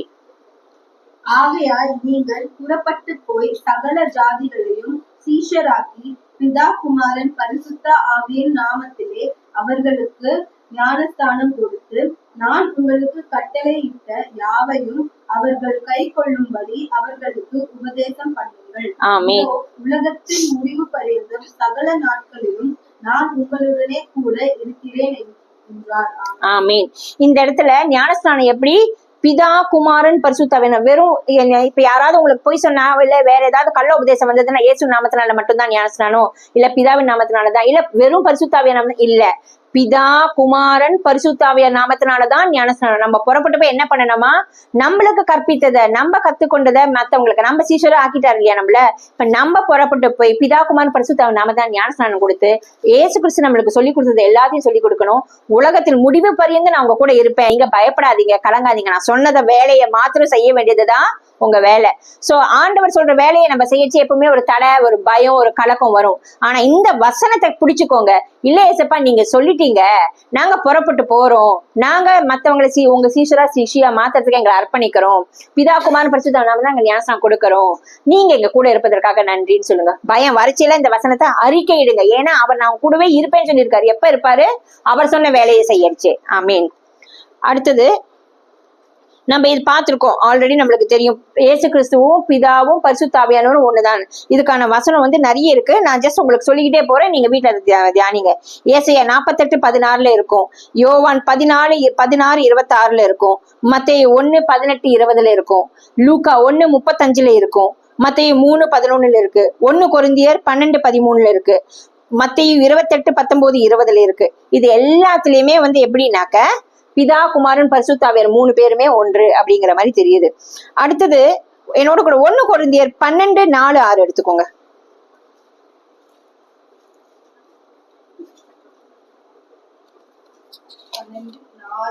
6.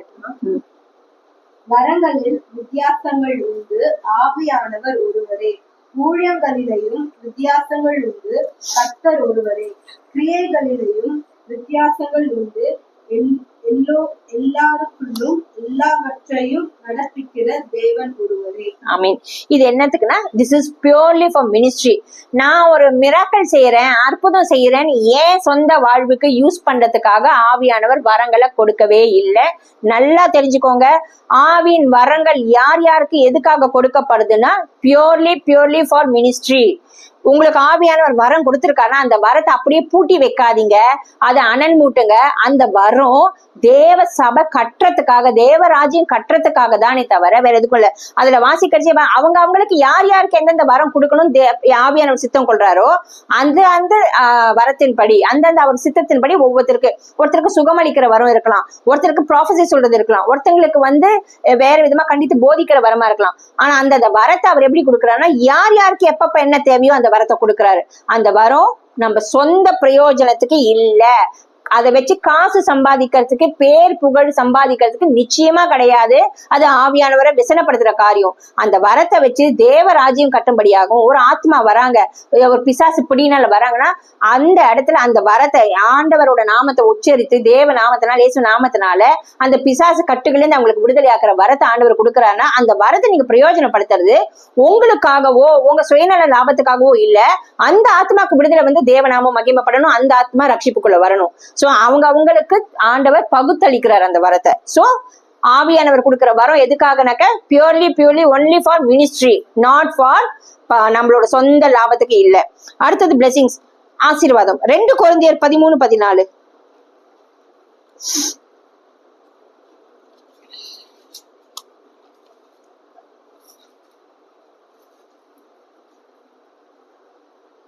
கர்த்தராகிய இயேசு கிறிஸ்துவனுடைய கிருபையும் தேவனுடைய அன்பும் பரிசுத்த ஆவியினுடைய ஐக்கியமும் உங்கள் அனைவரோடு கூட இருப்பதாக. ஆமென்.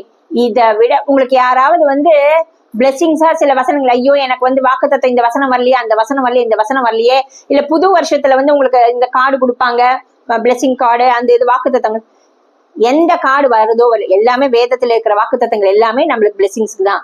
ஆனா இந்த ஒரு வார்த்தை இருக்கு இல்லையா, பிதாவோடைய, வாசிங்கம்மா அந்த வசனத்தை, 2 கொரிந்தியர் 13:14. கர்த்தராகிய இயேசு கிறிஸ்துவின் அன்பும் பிதாவின் இரக்கமும் பரிசுத்தாவின் ஐக்கியமும் அந்நியனும் நம்ம அனைவரோடு கூட சதா காலங்களில் இருப்பதாக.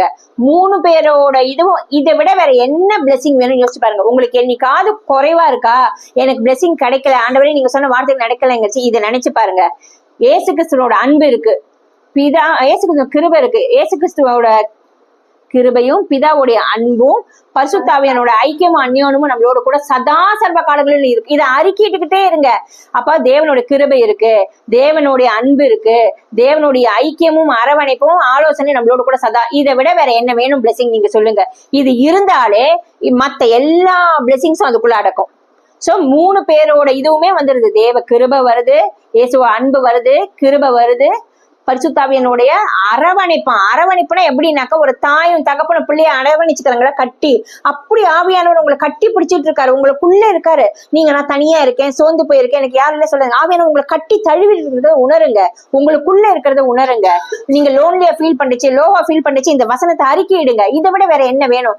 ஆண்டவரே உங்க கிருபை இருக்குப்பா, உங்க அன்பு இருக்குப்பா, எனக்கு இது போதும்பா, நீங்க என்ன அரவணைச்சிருக்கீங்க, உங்க என்ன சொல்றது அரவணைப்பு இருக்கு, உங்க பாதுகாப்பு இருக்கு, அதுக்காக ஸ்தோத்திரம்னு சொல்லுங்க. ஓகே, என்னோட கூட வெளிப்படுத்தல் விசேஷம் 1:4-5.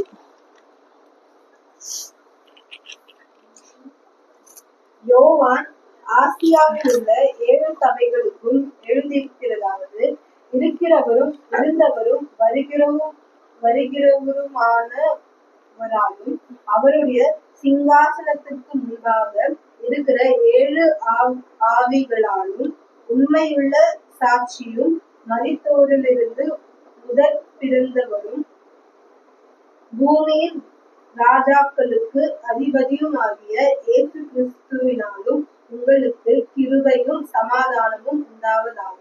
ஆமீன். இதெல்லாம் அந்த 7 ஆவிகளும் கர்த்தருடைய ஆவியா பாத்தீங்கன்னாக்க அந்த இடத்துல அவர் கண்கள் உலாவி வருது.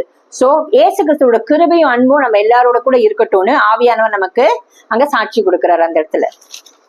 இப்ப அடுத்தது அவர் எப்படி எல்லாம் நடந்து கொள்றாரு நம்ம பார்க்க போறோம். ஹோலி ஸ்பிரிட் ஆக்ட்ஸ் நம்ம பார்த்தோம். ஆதியாகமத்துல 1:2 பார்த்தோம், ஜலத்தின் மேல் அசைவாடினார்னு. என்னோட கூட யோபுவின் புஸ்தகம் 26:13 எடுத்துக்கோங்க. தமது ஆவியினால் வானத்தை அலங்கரித்தார், அவருடைய கரம் வெளிவான சர்ப்ப நட்சத்திரத்தை உருவாக்கினார். ஆதியாகமத்துல பாக்குறோம் ஆவியானவர் ஜலத்தின் மேல் அசைவாடினார்னு பார்த்தோம். யோபு இந்த இடத்துல பாக்குறோம் அவர் தன்னுடைய ஆவியினால் என்னத்தை உருவாக்கினார், வானத்தை அலங்கரித்தார். அவரோட ஆவியினால வானத்தை கர்த்தருடைய ஆவியினால அலங்கரிக்கிறார். சோ ஆவியானவர் எங்கெங்கெல்லாம் செயல்படுறாருன்னு பாருங்க. அந்த ஆதியிலன்னு சொன்னது தெரியுமா, அப்போ அந்த இதெல்லாம். அப்புறம் 2 தீமோத்தேயு 3:16-17 ஆவியானவர் தான் நமக்கு இந்த வேதத்தை ஒவ்வொரு மனுஷங்க மூலியமா கொடுத்திருக்காரு. ஆவியினாலே இந்த வார்த்தைகள்லாம் எழுதப்பட்டிருக்கிறது எல்லாமே எப்படி, ஆவியானவர்னாலதான். இந்த பைபிள் வசனங்களில் 2 தீமோத்தேயு 3:16-17 வேத வாக்கியங்கள் எல்லாம் தேவ ஆவியினால் அருளப்பட்டிருக்கிறது. தேவனுடைய மனுஷன் தேறினவனாகவும் எந்த நற்கிரியையும் செய்ய தகுதியுள்ளவனாகவும் இருக்கும்படியாக அவைகள் உபதேசத்துக்கும் கடிந்து கொள்ளுதலுக்கும் சீர்திருத்துதலுக்கும் நீதியை படிப்புதலுக்கும் பிரயோஜனம் உள்ளவைகளாய் இருக்கிறது. ஆமீன். இந்த ஒவ்வொரு வார்த்தையும் எப்படி இருக்குன்னா நம்மளை உற்சாகப்படுத்துறதுக்கும் நம்மளுக்கு உபதேசம் பண்றதுக்கும் நம்மளை சீர்திருத்துறதுக்கும் கடிந்து கொள்ளுதல், தப்பு பண்றச்சு கடிந்து கொள்ளு, இது எல்லாமே பிரயோஜனமா இருக்கு. இந்த வேதத்துல இருக்கிற ஒரு வார்த்தை கூட வீணான வார்த்தைனே கிடையாது. இது எல்லாமே ஆவியானவனால் மனுஷங்க மூலியமா எழுதி நமக்கு கொடுக்கப்பட்டிருக்கு, அருளப்பட்டிருக்கு. அதை நம்ம பொக்கிஷமா பாத்துக்கணும். சில இடத்துல உற்சாகமா இருக்கும், சில இடத்துல பிளெஸிங்ஸ் இருக்கும், சில இடத்துல கண்டித்தல் இருக்கும், சில இடத்துல போதனை இருக்கும், சில இடத்துல கர்த்தருக்கு பயப்படுற பயம் இருக்கும், சில இடத்துல அதுக்கான பனிஷ்மெண்ட் என்ன கான்சிக்வன்ஸ் ஃபேஸ் பண்ணுவோம் இருக்கும். சோ ஒரு வார்த்தை கூட இதுல இருந்து நம்ம வீண் சொல்ல முடியாது. ஏன்னா சொன்னது அத்தனையுமே ஆவியானவர். இயேசுவோட பிறப்புக்கு ஆவியானவர் எப்படி உதவினா நம்ம எல்லாருக்குமே தெரியும். மத்தேயு 1:18-21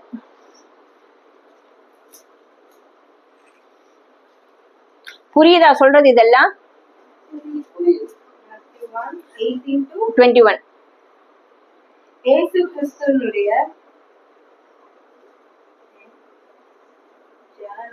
ஜனத்தின் விவரமாவது அவருடைய தாயாகிய மரியாள் யோசேப்புக்கு நியமிக்கப்பட்டிருக்கையில் அவர்கள் கூடி வரும் முன்னே அவள் பரிசுத்த ஆவியினாலே கர்ப்பவதியானாள் என்று காணப்பட்டது. அவள் புருஷனாகிய யோசேப்பு நீதிமானாய் இருந்து அவளை அவமானப்படுத்த மனதில்லாமல் ரகசியமாய் அவளை தள்ளிவிட யோசனையாய் இருந்தான்.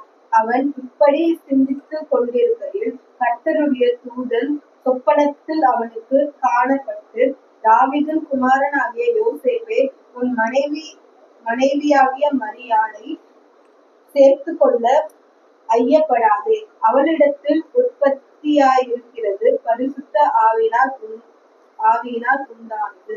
ஆமீன். சோ இந்த இடத்துல பாத்தீங்கன்னாக்கா யோசேப்புக்கும் மரியாளுக்கு தான் கல்யாணம் நடக்க போகுது. ஆனா அவ ஒரு கன்னியா இருக்க, என்கேஜ்மெண்ட் ஆயிடுச்சு. ஆனா ஒரு கன்னிகையா இருக்கறச்சே பரிசுத்த ஆவியானவர்னால அவ கர்ப்பவதியாகி இயேசு கிறிஸ்துவை பிறப்பிக்கிறார். சோ இயேசு கிறிஸ்துவோட பிறப்பு இல்ல மரியாள் கன்னி மரியாள் எப்படி அங்க ஆவியானவர்னாலதான். சோ ஆவியானவர்னாலதான் இயேசு கிறிஸ்து பிறந்தார்ங்கிறது அதுல எந்த மாற்று கருத்துமே இல்ல. உன்னதத்தின் தேவனுடைய கிருபையினால ஆவியானவர்னால இயேசு கிறிஸ்து பிறந்தார். அடுத்தது என்னோட கூட இயேசு கிறிஸ்துவோட ஞானஸ்தானத்தை பத்தி பாருங்க. மத்தேயு 3:16 இயேசு ஞானஸ்தானம் பெற்று ஜலத்திலிருந்து கரை ஏறினவுடனே இதோ வானம் அவருக்கு திறக்கப்பட்டது. தேவ ஆவி புறாவை போல இறங்கி தம்மேல் வருகிறதை கண்டார். ஆமீன். இந்த இடத்துலதான் சொல்றேன் ஆவியானவர் புறாவை போல இயேசு கிறிஸ்து போல இறங்குறாரு. அவர் தன்னை வெளிப்படுத்தினார் அந்த இடத்துல ஆவியானவர். அவர் அந்த உருவம், அதுக்காக புறா ஆவியானவர் கிடையாது, ஆனா அந்த ரூபம் கொண்டு அவர் இறங்கினார்னு இருக்கும். அடுத்தது இயேசு கிறிஸ்து வனாந்திரத்துல போர்ச்சே ஆவியானவர் எப்படி உதவி செஞ்சார்? மத்தேயு 4:1 அப்பொழுது இயேசு பிசாசினால் சோதிக்கப்படுவதற்கு ஆவியானவராலே வனாந்தரத்திற்கு கொண்டு போகப்பட்டார். ஆமீன். ஏன் ஆவியானால கொண்டு போகப்பட்டாருங்கச்சு, ஆவியானவர் அந்த இடத்துல அவர் 40 நாள் ஃபாஸ்டிங் பிரேயர் இருந்தார் இல்லையா, அப்ப ஆவியானவர் அவரை ஃபுல்லா பலப்படுத்திட்டாரு. ஃபுல்லா பலப்படுத்தினதுக்கு அப்புறம் பிசாசு வந்து சோதிக்கரிச்சு ஆவியானவர் உதவியோட இயேசு கிறிஸ்து அது எல்லாத்தையும் ஜெயிச்சார். சோ நமக்கு எப்பப்ப எல்லாம் சோதனை வரும் தெரியாது, ஆனா ஒவ்வொரு நாளும் நம்ம எல்லாருக்குமே ஒரு பிரச்சனை போராட்டம் இருக்கு. சோ அதிகாலையில் அதுக்குதான் சொல்லுது, எழுந்த உடனே ஜெபம் பண்ணி ஆவியில நிரப்பிக்கோங்க. ஆவியில தினம் தினம் புது கிருபையினால் நிரப்பிக்கரிச்சு அன்னைக்கான சோதனைகளை நீங்க ஜெயிக்கிறதுக்கு ஆவியானவர் உங்களுக்கு நிச்சயமாகவே உதவி செய்வார். அடுத்தது இயேசு கிறிஸ்து செய்த அற்புதங்கள்ல ஆவியானவர் எப்படி இல்லான்னு மத்தேயு 12:28. நான் தேவனுடைய ஆவியினாலே பிசாசுகளை துரத்துகிறபடியால் தேவனுடைய ராஜ்யம் உங்களிடத்தில் வந்திருக்கிறது. ஆமீன். இயேசு கிறிஸ்து என்ன சொல்றாரு பாரு, ஆவியானவர்னாலதான் நான் துரத்துறேன், தேவனுடைய ஆவியானவர்னால நான் உங்களோட அந்த இதை நான் என்ன பண்றேன், பிசாசுகள்லாம் துரத்தி நான் அந்த ஊழியம் செய்யறதுனால தேவனுடைய ராஜ்யம் உங்ககிட்ட வந்திருக்கு அப்படிங்கிறார். அடுத்தது இயேசு கிறிஸ்து தன்னை பலியாக்கினார்ல, அதுக்கு எவ்வளவு ஒரு ஸ்ட்ரென்த் தேவை, எவ்வளவு ஒரு கோல். அவர் மனுஷனா தானே பிறந்தாரு, ஆனா அந்த மனுஷன் படுற எல்லா பாடும் அது தாங்கிக்கிறதுக்கு ஒரு சக்தி வேணும்ல. பரிசுத்த ஆவியானோட பலத்தினால இயேசு கிறிஸ்து தன்னைத்தானே என்ன பண்ணாரு, ஜீவ பலியா ஒப்பு கொடுத்தாரு. எதற்கான, நமக்குள்ள இந்த செத்த கிரியைகள் எல்லாம் அகற்றி நம்மளை சுத்திகரிக்கிறதுக்கு அவரோட அந்த ரத்தம், பரிசுத்த ரத்தம் நம்மளுக்கு அவ்வளவு அவசியமா இருக்கு. சோ அவர் தன்னைத்தானே ஒப்பு யோசிச்சு பாருங்களேன். இன்னைக்கு உங்களை யாராவது ஏதாவது சொல்றாங்க, உங்க ஆபீஸ்ல யாராவது சொல்றாங்க, உடனே கோபம் வருது இல்ல, என்ன நீ எப்படி சொல்லலாம், உங்க படிப்பு காரியத்தை ஏதாவது சொல்லிச்சு என்ன நீ எப்படி சொல்லலாம், வீட்டுல நடந்துக்கிடுச்சு நான் ஏன் செய்யணும், எவ்வளவு இந்த நான் ஏன் ஓன் அந்த நம்மளோட அந்த சுயம் வெளிப்படுது. ஆனா அந்த இடத்துல அவர் எல்லா சுயத்தையும் அடக்கி தன்னைத்தானே ஒரு பாவமும் செய்யாதவர் நம்மளுக்காக எல்லா பாவத்தையும் சுமந்து தீக்க தன்னைத்தானே எவ்வளவு நித்திய பலியாக, ஜீவ பலியாக, ஃபார் எவர் அண்ட் எவர் தன்னைத்தானே ஜீவ பலியா ஒப்பு கொடுக்கறதுக்கு அந்த இடத்துல ஆவியானவர் அவளை பலப்படுத்தி இருக்காரு. யோசிச்சு பாருங்க, அந்த இடத்துல கொஞ்சம் எவ்வளவு வலிச்சிருக்கும். ஆவியானவர் இயேசுவை எப்படிலாம் ஆற்றி பார்த்துட்டு இருப்பாரு, இது தேவ சித்தம், பொறுத்துக்கோங்க, எப்படிலாம் இமேஜினன்சி அந்த இடத்துல எப்படிலாம் பேச்சுவார்த்தை நடந்திருக்கும் ஏசப்பாக்கும் ஆவியானவருக்கு நடுவுல. மாம்ச பலகீனமானதுதான், ஆனா ஆவி உற்சாக முடியுது. அந்த இடத்துல தானே அவர் சித்தம் கொண்டுட்டாரு, தேவனோட சித்தம் என்னவோ நான் அதை செய்ய போறேன்னு ஏசப்பா. ஆனா அது பிராக்டிக்கலா இம்ப்ளிமெண்ட் பண்றச்சே அதுக்கான கான்சிக்வன்ஸ் என்ன, வலி, வேதனை, அசிங்கம், அவமானம், உபதிரவம், இது எல்லாத்தையும் ஏசு தாங்கிறதுக்கு ஆவியானவர் உதவி அங்க அவருக்கு நிச்சயமா தேவைப்பட்டிருக்கு. அதுதான் இந்த எபிரேயர் 9:14. அதுவும் எதுக்காக, நமக்குள்ள செத்த கிரியைகளை அகற்றி நம்மள சுத்திகரிப்பதற்கு அவசியமாக இருக்கிறதுக்காக. அடுத்தது ரெசரக்ஷனை பத்தி பார்ப்போம். ரோமர் 1:5. மாம்சத்தின்படி தாவீதின் சந்ததியில் பிறந்தவரும் பரிசுத்தம் உள்ள ஆவியின்படி தேவனுடைய சுதனென்று மரித்தோரிலிருந்து உயிர்த்தெழுந்ததினாலே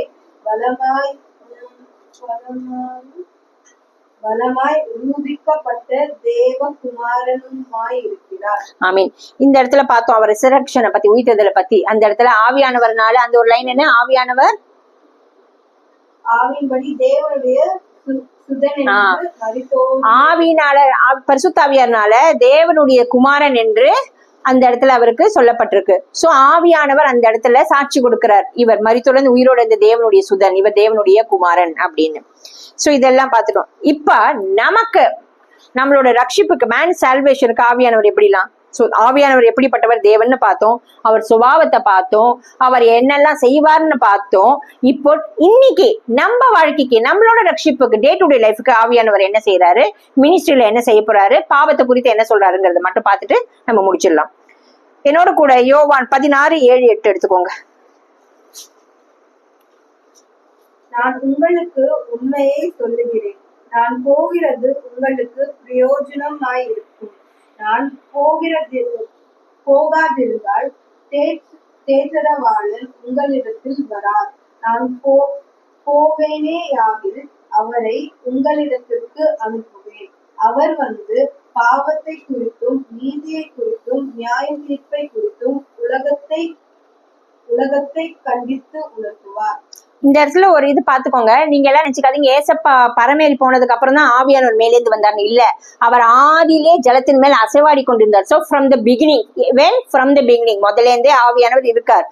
நான் போய் தேற்றவான ஏன் அனுப்புறேன்னாக்க, நான் போயிடுவேன், you cannot feel me, you cannot sea me in earth, அப்ப நீங்க ஆவியானவரை அவர் உங்களுக்கு என்ன கற்றுக் கொடுப்பார், போதிப்பார், வழி நடத்துவார், உங்களுக்கு கவுன்சிலரா இருப்பாரு, உங்களோட அட்வொகேட்டா இருப்பாரு, கம்ஃபர்டரா இருப்பாரு. இதெல்லாம் ஆவியானவர் உங்களுக்கு சொல்வாரு. வருங்காலத்தை குறித்தும் நியாயத்தை குறித்தும் நீதியை குறித்தும் கண்டித்து போதித்து உணர்த்துவார் அப்படின்னு இயேசு கிறிஸ்து தம் சீஷர்கள் கிட்ட சொல்றாரு. சோ இந்த ஆவியானவர் தான் இப்பயும் நம்மளோடையும் பேசிக்கிட்டு உங்க எல்லாருக்கிட்டையும் பேசுறாருனாக்க நீதியை குறித்து நியாயத்தை குறித்து நம்ம செய்யற தப்பு குறித்து சொல்றாரா, சோம்பேறியா இருக்காதுன்னு சொல்றாரா, அதிகாலையில இருந்து ஜெபம் பண்ணுன்னு சொல்றாரா, கோபம் வேண்டான்னு சொல்றாரா, பொறாம வேண்டான்னு சொல்றாரா, இப்படி பேசு இப்படி பேசாத, இது குடு இது கொடுக்காது, இது வாங்காத, இங்க போ, எல்லாமே அவர் போதித்து வழி நடத்துறார். உங்க வாழ்க்கையில பிதாவுடைய சித்தம் என்னன்னு சொல்லி அவர் ஒன்னொன்னு சொல்றச்சு நம்ம கேட்க வேண்டியது என்னன்னா, அவர் சொல்றத கேட்டு அப்படியே கீழ்ப்படிஞ்சோம்னா நிஜமா அப்படி ஒரு பெஸ்ட் அண்ட் பியூட்டிஃபுல் லைஃப் வேற எதுவுமே இருக்காது. ஆவியானவர் சொல்லுகிறத காதுள்ளவன் கேட்க கடவன். ஆமீன். எபேசியர் 1:13.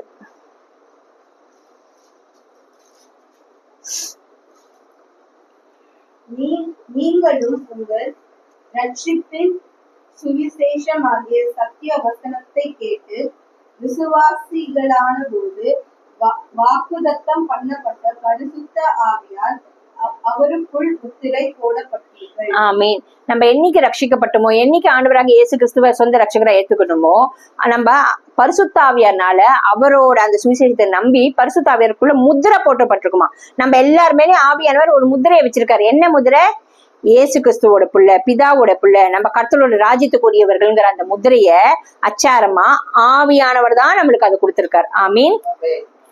ரோமர் 8:15-16.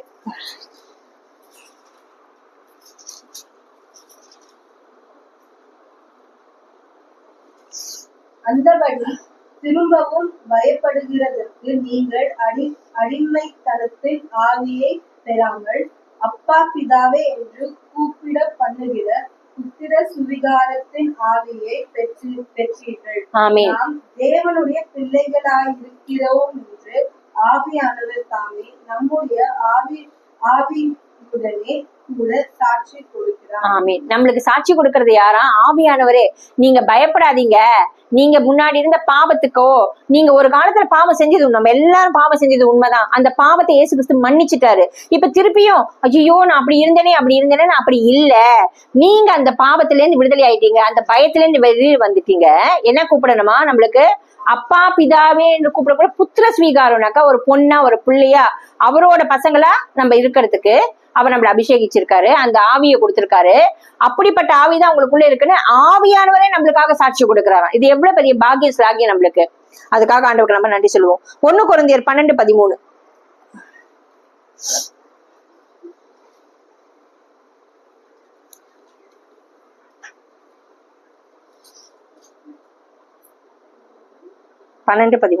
நாம் யூதராயினும் கிரேக்கராயினும் அடிமைகளாயினும் சுயாதீனராயினும் எல்லோரும் ஒரே ஆவியினாலே ஒரே சரீரத்திற்குள்ளாக ஞானஸ்தானம் பண்ணப்பட்டு எல்லோரும் ஒரே ஆவிக்குள்ளாகவே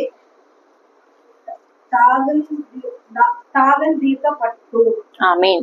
நம்ம எல்லாருமே ஒவ்வொருத்தரும் என்ன சொல்லுவாங்க, இந்த ஜாதி மதம் அதெல்லாம் பாக்குறேன், அதெல்லாம் இல்ல. நம்ம எல்லாருமே ஒரே இதுதான். யூதன் கிரேக்கன்னா எல்லாம் கிடையாது. நம்ம எல்லாருக்கும் ஒரே ஆவியானவர் தான் அருளப்பட்டிருக்கார், பரிசுத்தாவியார். நம்ம எல்லாருக்கும் ஒரே ஞானஸ்நானம் தான், பிதா குமாரன் பரிசுத்த நாமத்தினால ஞானஸ்நானம். ஒரே சரீரத்துக்கு ஒரே அவயங்களா நம்ம எல்லாரும் இருக்கோம். சோ அந்த டிவிஷன்ஸ் கூடாது, அந்த பாரபட்சம் பார்க்க கூடாது. ஏன்னா ஆவியானவர் ஒருவரே, தேவன் ஒருவரே. ஆமீன். இப்போ நம்ம மூலியமா ஆவியானவர் நடத்துற மினிஸ்ட்ரி பத்தி பார்ப்போம். அப்போஸ்தலர் 1:8. பரிசுத்த ஆவி உங்களிடத்தில் வரும்போது நீங்கள் பலனடைந்து எருசலேமிலும் யூதா முழுவதிலும் சமேரியாவிலும் பூமியின் கடைசி பரியந்தமும் எனக்கு சாட்சிகளாய் இருப்பீர்கள் என்றார். ஆமீன். பரிசுத்தாவியார் அபிஷேகம் நமக்குள்ள வரச்சே நம்ம என்ன பண்ணுவோமா, அந்த வசனத்துல சொல்லி இருக்கிறபடி பூமி கடைசி பரியந்த வரைக்கும் எல்லா ஊர்லயும் எங்கெங்க போறோமோ எல்லா இடத்துலயும் நம்ம ஆண்டவராக இயேசு கிறிஸ்துக்கு சாட்சியா இருப்போம். அவர் என்ன சொன்னாரோ அதன்படி கேட்டு கீழ்ப்படிந்து அவர் நாமத்தினால பிதாகுமாரன் பரிசுத்த நாமத்தினால ஞானஸ்நானம் கொடுக்கறது, அந்த போதனைகளை கை கொள்றது. சிம்பிளா சொல்லணும்னா நம்ம ஒரு லிவிங் காஸ்பலா இருப்போங்க. ஆவியானவர் நமக்குள்ள வரச்சே என்ன ஆகும்னாக்க அதுதான் மினிஸ்ட்ரி, லிவிங் காஸ்பல். உங்க வீட்லயும் சரி, உங்க வேலை ஸ்தலத்திலயும் சரி, உங்க ஊழியத்திலயும் சரி, உங்க சபையிலயும் சரி, போற வர எல்லா இடத்துலயும் we will be a living gospel. ஆவியானவர் நமக்குள்ள இருந்தாருன்னா. ஆமீன். அடுத்தது இந்த மாதிரி நிறைய வசனங்கள் சொல்லிட்டே போலாம். நான் இன்னும் ஒரு வசனத்தை சொல்லிட்டு இது முடிச்சுக்கிறேன். யோவான் 14:16.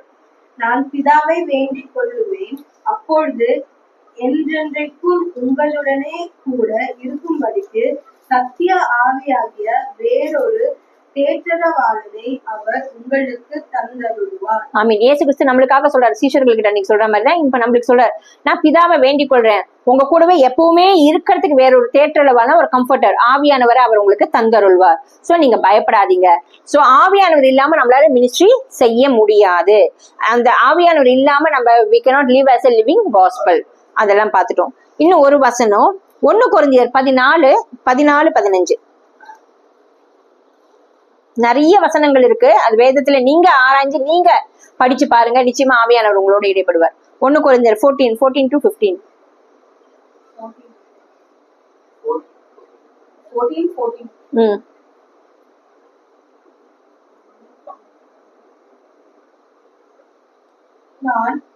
நான் அந்நிய பாஷையிலே விண்ணப்பம் பண்ணினால் என் ஆவி விண்ணப்பம் பண்ணுமேன்றி என் கருத்து பயனற்றதாயிருக்கும். இப்படி இருக்க செய்ய வேண்டுவதில்லை. நான் ஆவியோடும் விண்ணப்பம் பண்ணுவேன், கருத்தோடும் விண்ணப்பம் பண்ணுவேன். நான் ஆவியோடும் பாடுவேன், கருத்தோடும் பாடுவேன். ஆமீன். வெறும் நீங்க அந்நிய பாஷையில மட்டும் நீங்க ஜெபம் பண்ணீங்கன்னு வச்சுக்கோங்களேன், அந்த அந்நிய பாஷையோட அர்த்தம் வியாக்கியானம் உங்களுக்கு புரியலங்கிறச்சு உங்களுக்குள்ள அது ஒரு ஃபுல்ஃபில் அந்த ஒரு பீஸே இருக்காது. லைக் அந்நிய பாஷையில ஜபிக்கணும் கண்டிப்பா, ஆனா அந்நிய பாஷையில மட்டுமே ஜபிச்சுக்கிட்டே இருக்கிறச்சு அது வெறும்ன வார்த்தையா மட்டும் வந்துடக்கூடாது. நீங்க ஆவியில நிரம்பி அந்நிய பாஷையில ஜபிக்கிறச்சேதான் அந்த ஜபம் தேவனோட பேசுற ரகசியமா இருக்கும். வெறும் அந்நிய பாஷை மட்டுமே பேசிக்கிட்டே இருந்தா அது வெறும் ஒரு சவுண்டா மட்டும் வரும். நீங்க ஆவியில நிரம்பி விண்ணப்பம் பண்றீங்க, ஆவியில நிரம்பி அபிஷேகத்தோட நிரம்பி அந்நிய பாஷையிலையும் பேசி பாட்டும் பாடணும். அதுதான் அந்த இடத்துல சொல்றது. சோ நீங்க வெறும் அந்நிய பாஷை பேசச்சு வெறும்னு அந்த வார்த்தையை மட்டும் சொல்லிட்டு போகாதீங்க. ஸ்தோத்திரம் சொல்லிட்டே இருக்கச்சு ஆவியானவர் உங்களை நிரப்ப சொல்லுங்க. ஆவியானவர் நிரப்பிக்கிட்டே இருக்கச்சே நீங்க அந்நிய பாஷையில பேச ஆரம்பிக்கச்சு அப்ப விண்ணப்பத்தோடும் சரி ஸ்தோத்திரத்தோடும் சரி நீங்க தேவனை துதிக்க முடியும். அதுதான் அந்த இடத்துல. வெறும் அந்நிய பாஷை மட்டுமே வரச்சே போறச்சே எல்லாம் பேசுறேன்னு பேசினா அங்க ஆவியே இல்லைங்கச்சே உங்களால அது என்ன வெறும் ஒரு சவுண்டா மட்டும்தான் இருக்கும். புரியுதுங்களா? அதுதான் அந்த இடத்துல பவுல் சொல்றாரு. இப்ப நம்ம ஆவியானவருக்கு விரோதமா இருக்கிற பாவங்கள் என்னன்னா அதெல்லாம் நம்ம என்ன செய்யக்கூடாதுங்கிறத பார்ப்போம். அப்போஸ்தலர் ஆக்ட்ஸ் 7:51. அப்போஸ்தலர் அதிகாரம் 7:51. சீக்கிரம் முடிச்சிடுறேன்.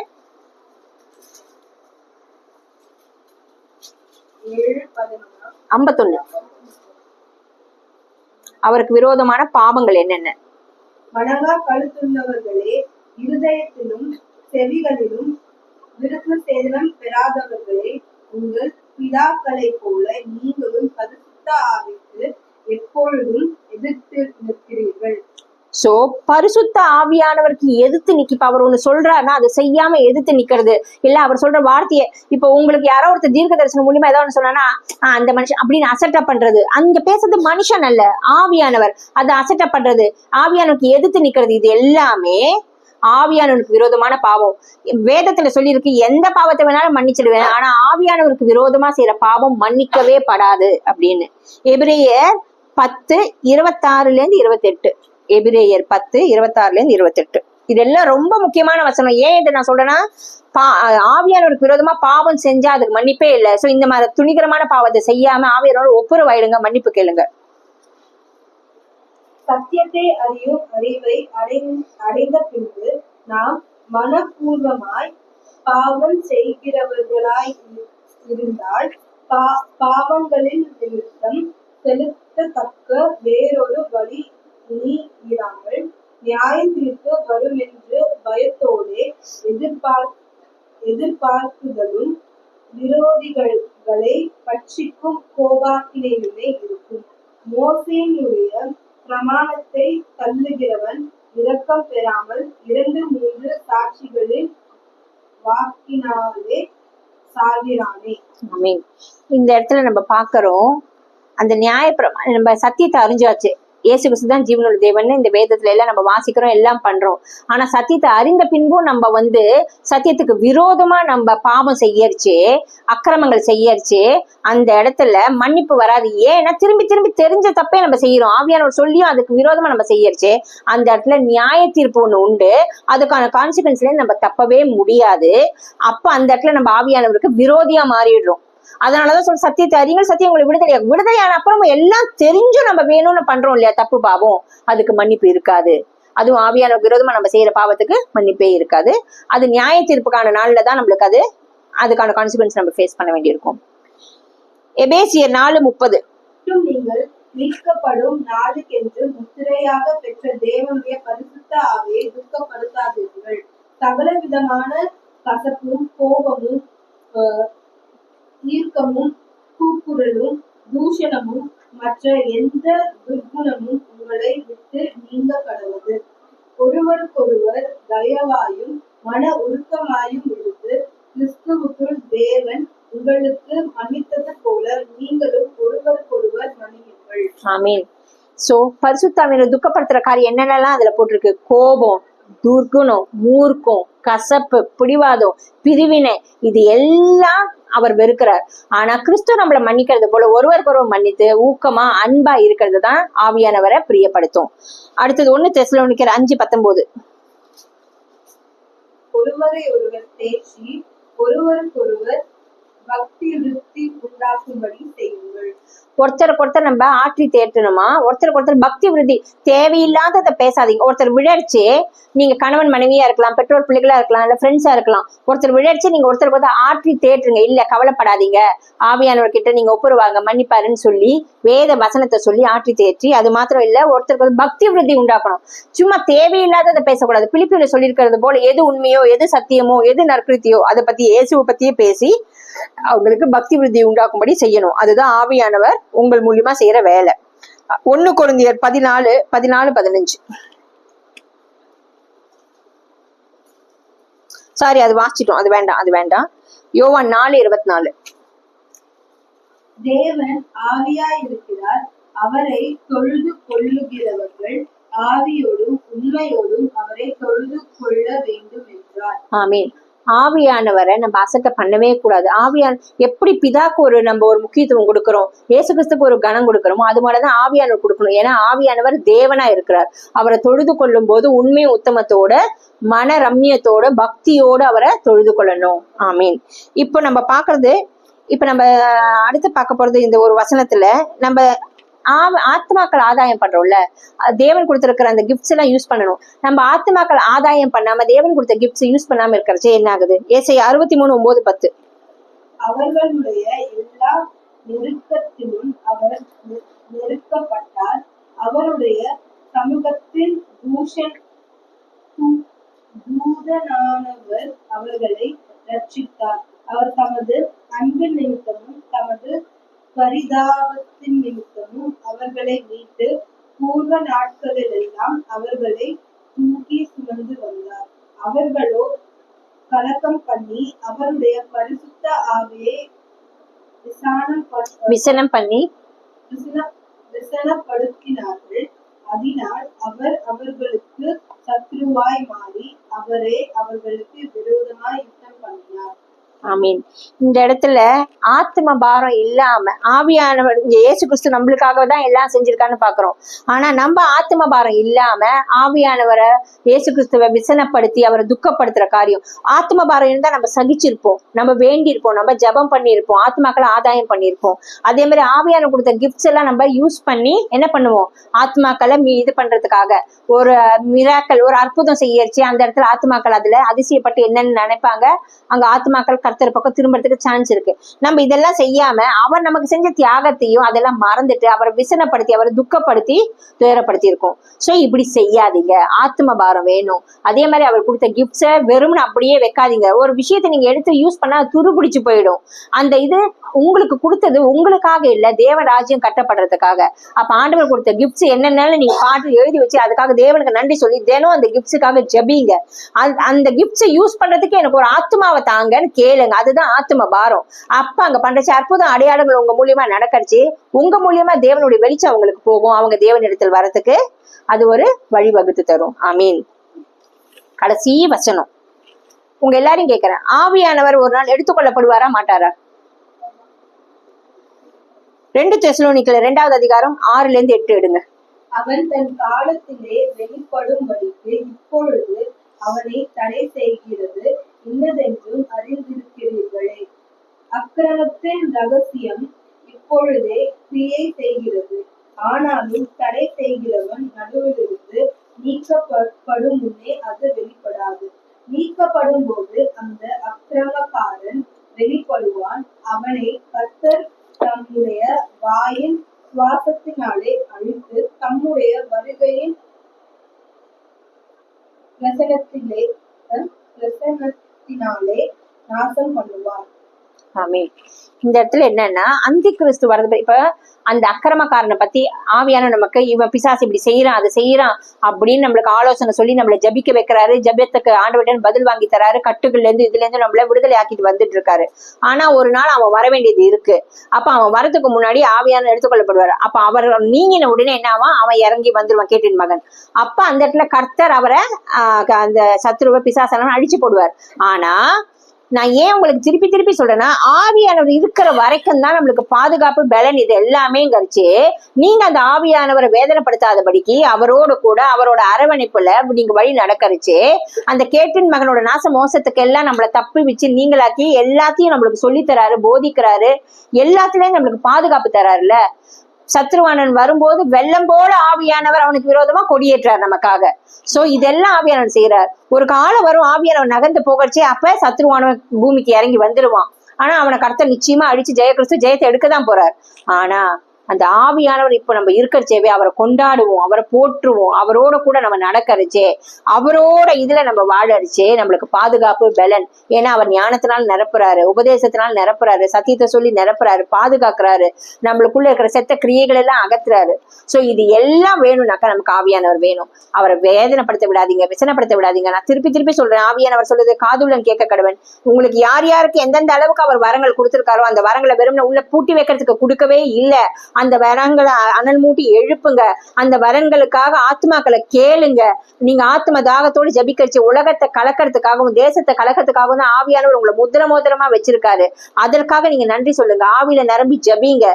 வெறும் அந்நிய பாஷை பேசுறது இல்ல, ஆவியில நிரம்பி அந்நிய பாஷை பேசச்சேதான் அது ஆவியோடும் உற்சாகத்தோடும் அந்த தேவனுக்கு ஏறெடுக்கப்படும். ஆமீன். இந்த மெசேஜ் உங்களுக்கு பிரயோஜனமா இருந்திருக்குன்னு நான் விசுவாசிக்கிறேன். ஆவியானவரை தினம் வாஞ்சியோட தேடுங்க. அவர் உங்க மேல விட்டுட்டும், அவர் நாமும் மகிமைப்படட்டும்.